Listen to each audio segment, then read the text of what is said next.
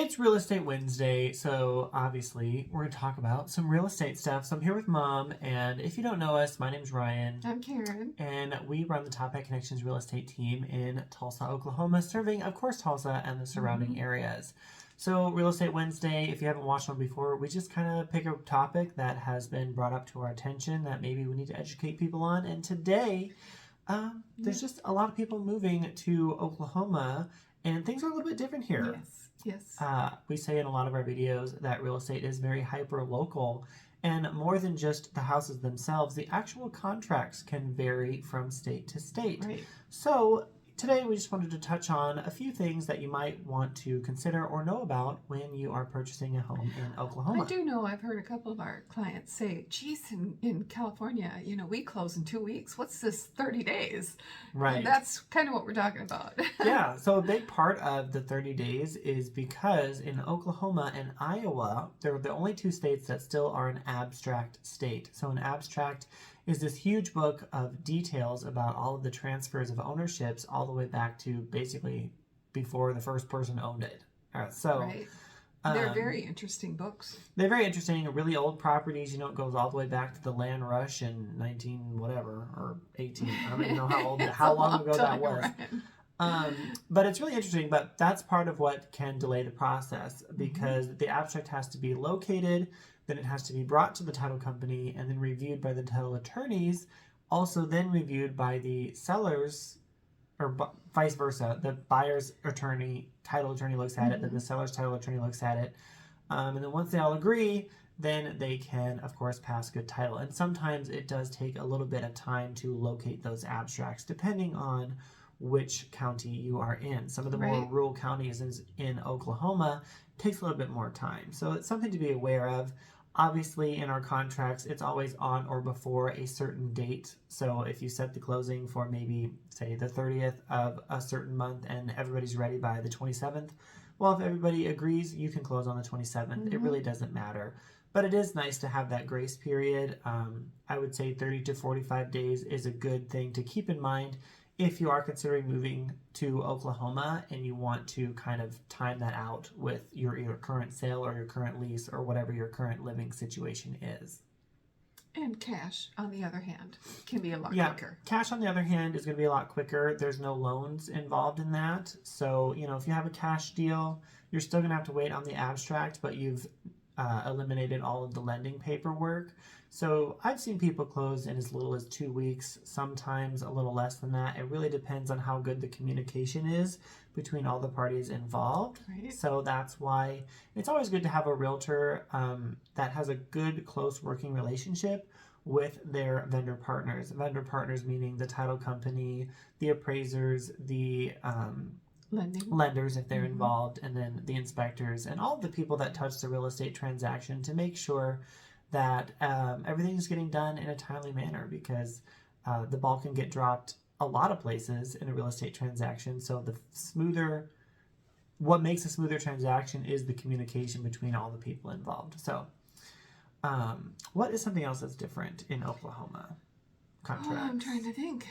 Not sure. So I can think of one is our inspections. So in some states, inspections are a pass or fail. So that's a little bit different in Oklahoma. So our inspectors, they are licensed and they will give you a lot of information about the home from top to bottom.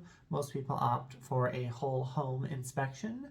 And it's going to be, a 25 to 45 page report about the house you are purchasing. And we, of course, always highly recommend you have an inspection because you don't want to be moving into a money pit and the money you spend on the inspection is nothing in comparison to what you may find if you didn't have an inspection. Right, but although in Oklahoma, I'm not sure about the other states, but in Oklahoma, you can actually have someone who isn't a licensed inspector inspect your home. Right. Although we still don't recommend that, but it can be done here. Yeah, absolutely. Yeah. It happens all the time. My friend Joe knows about houses. I just want to have him look at it. That's great. So an inspection is not required in Oklahoma, but if you are planning on asking for repairs or something like that along those lines of the seller, then you kind of have to have the report to go along with that by a licensed home inspector. Because in our contracts, the repair form says, per the inspection report, Right. we need these items fixed. And if you don't have a inspection report by a licensed home inspector, it's really hard to convince somebody that something's even broken without having like an official person Right. saying that it was broken. So another thing to note is that the inspection is not pass or fail. So you may get an inspection report and there's all kinds of things wrong. None of those things have to be fixed in order for that seller to still sell their house in Oklahoma. The only things that would prevent a seller from selling a house is when the appraiser comes back and says, hey, you know, this needs to be fixed, or I can't sign off on this loan because it's a safety hazard, or whatever, per the lender's requirements on this loan type. Those things have to be fixed, or you cannot get the loan on the property. You can back out of the contract, and that's written in our contracts. Right. And a seller, you know, you can't force them to fix something, but they won't be able to sell it to anyone with your loan type until that appraisal requirement is completed. Right. Yeah. Let's see. Again. That's probably the biggest thing. We do have earnest money in other states. I've heard different things that the earnest money can get spent right away, or they call it something else. It's not really earnest money. I know Arkansas has it because one of our realtor friends up there. It's totally different. Like, you put this money down and you don't get it back. Like, you've lost it, basically. It's money that you put down, and then if you back out of the contract, whether legally or you breach the contract, either way, you lose that money automatically. But in Oklahoma, it's not quite set up that way. So you have earnest money, which is considered like a down payment or a deposit on like an apartment or a rental or something like that, right? If I keep this place up and I do a good job, you're going to give me my deposit back. Same idea in a real estate contract in Oklahoma. You put down your earnest money, there's no set amount, but typically 1 to 2% of the purchase price is fair. And then you follow through the contract, you'll get it back as at closing as a credit, like a deduction of whatever your closing costs are. You usually don't get the check back because it just gets deducted from whatever your costs are. But the biggest thing is if you maybe get through inspections, you're in your inspection period in Oklahoma, and you're like, you know what, I just don't even want this house. You can back out of the contract and you get your earnest money back. So I think that's a big thing that I've heard is not a thing in other states, which is kind of like, wow.